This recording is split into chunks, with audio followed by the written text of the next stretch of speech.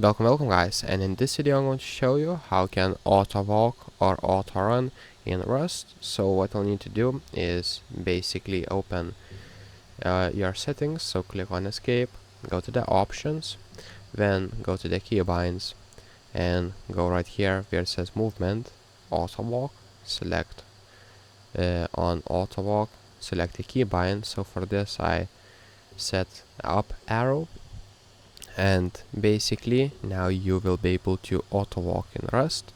And just to run, if you want to auto run, what you'll need to do is go to the controls and go to the movement and select auto always sprint, and then if you just click auto walk, you will be able to auto run.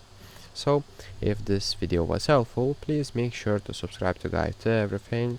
It will be helpful, and comment down below for the algorithm.